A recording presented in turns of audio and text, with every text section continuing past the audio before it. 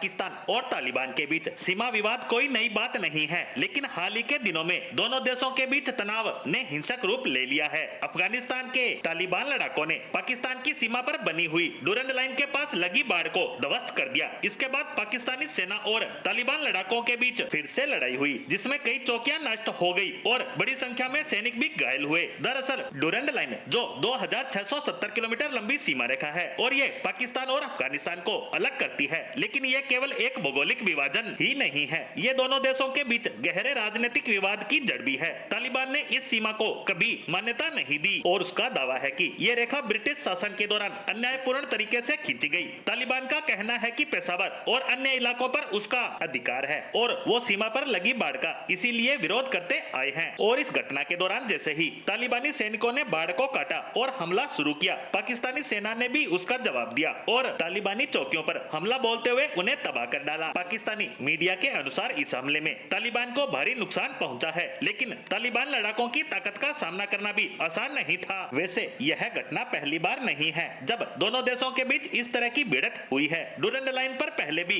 कई बार ऐसे हमले हो चुके हैं जिनमें दोनों तरफ नुकसान हुआ है। सिर्फ पिछले महीने में ही तालिबानी लड़ाकों ने कई बार भारी हथियारों के साथ पाकिस्तानी सीमा चौकियों पर हमला किया है। इस हमले में कई पाकिस्तानी सैनिक मारे गए थे। इसके बाद पाकिस्तानी सेना ने भी पलटवार किया, जिसमें कई तालिबानी लड़ाके मारे गए और उनके 2 टैंक भी नष्ट कर दिए गए। इस तरह से देखा जाए तो दोनों देशों की तरफ से सीमा पर तनाव काफी चरम पर पहुंच चुका है। वहीं पाकिस्तानी सरकार और सेना का साफ कहना है कि तालिबान सरकार तहरीके तालिबान पाकिस्तान यानी टीटीपी के आतंकियों को समर्थन दे रही है। ये आतंकी पाकिस्तान में घटना को अंजाम देकर अफगानिस्तान में जा छिपते हैं, जिससे पाकिस्तान उनके खिलाफ कुछ नहीं कर पाता। इसीलिए पाकिस्तान तालिबान को लंबे समय से चेतावनी दे रहा है कि वो टीटीपी के आतंकियों को पनाह ना दे, लेकिन उन पर चेतावनियों का कोई असर नहीं दिख रहा है। तालिबान का भी दावा है कि डुरंड लाइन गलत तरीके से खींची गई है और वो इस लाइन को मान्यता नहीं देगा। तालिबान का कहना है कि पेशावर सहित कई पाकिस्तानी इलाके अफगानिस्तान के हैं और वो इस विभाजन को नहीं मानते। तालिबान के सत्ता में आने के बाद से